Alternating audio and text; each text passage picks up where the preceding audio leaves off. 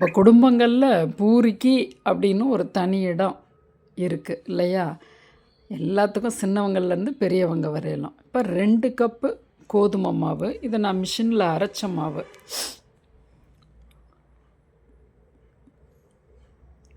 ஒரு கப்பு கோதுமை மாவுக்கு 1 டேபிள் ஸ்பூன் ரவை போடணும்.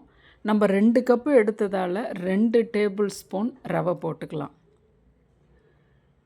இதில் 15 பூரிகள் வரும். 2 கப் எடுத்திங்கன்னா 3 பேர் தாராளமாக சாப்பிட்லாம். உப்பு போட்டுக்கிறோம். 1 பங்கு மாவு எடுத்திங்கன்னா அரை பங்குக்கும் கொஞ்சம் கம்மியாக தண்ணி ஊற்றணும். இதுதான் நீங்கள் கணக்கு வச்சுக்கணும்.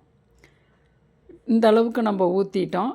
கொஞ்சமாக தண்ணியை தெளித்து பிசைஞ்சு கடைசியாக கொஞ்சம் எண்ணெய் போட்டு காயாமல் இருக்கிறதுக்கு இவ்வளோ கெட்டியாக, அப்போ தான் எண்ணெய் இழுக்காது. மூடி வச்சிடலாம். அரை மணி நேரம் அதிகபட்சம் ஊறணும்.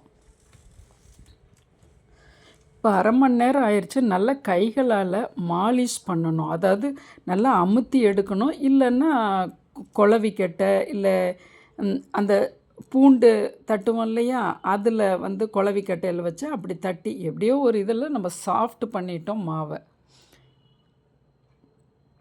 நான் முதல்ல ஒரு 2 உருண்டைகள் இப்படி எடுத்துக்கிறேன். இப்போ ப்ரெஸ்ஸில் தான் நம்ம பெரும்பாலும் அமுக்கிறோம், எண்ணெய் தடவிக்கிறோம். அந்த உருண்டையை ஓரமாக வைக்கணும். அப்போ தான் மாவு ஈவனாக வரும். இப்போ ரவுண்டு ஷேப்பு நம்மளுக்கு கிடைச்சதுக்கப்புறமா இப்போ நடுவில் வைக்கணும்.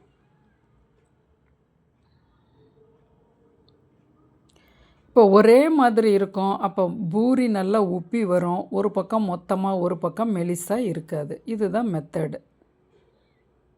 இப்போ எண்ணெயை காய வச்சுக்கிறோம். நல்லா எண்ணெய் காயணும். திரியாக திரித்து கொஞ்சம் போடுறோம். அது உடனடியாக மேலே எழுந்து வரணும்.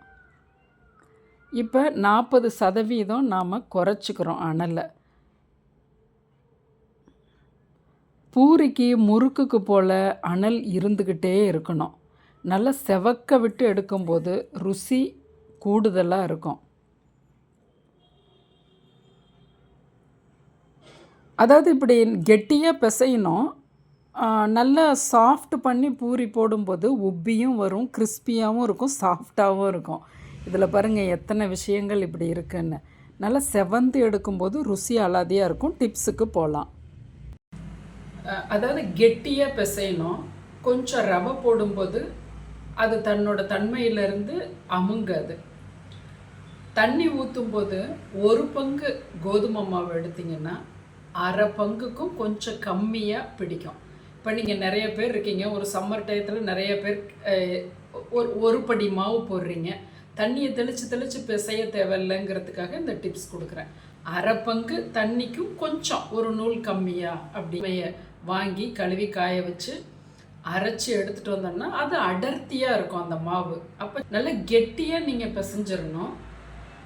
ஒரு அரை மணி நேரம் ஊற விடணும். பூரி போட போகும்போது நல்லா மாலிஷ் பண்ணணும். நல்லா இந்த இடத்துனால வச்சு நல்லா தேய்ச்சி அமுத்தி ஒரு சாஃப்ட் பண்ணி அப்புறம் பூரி போடும்போது அது எப்பயும் அது சாஃப்டாகவே இருக்கும். ஏன்னா கெட்டியாக பிசையும் போது தான் எண்ணெய் குடிக்காது. இந்த புரிதல். நம் சேனலை சப்ஸ்கிரைப் பண்ணுங்கள், ஷேர் பண்ணுங்கள்.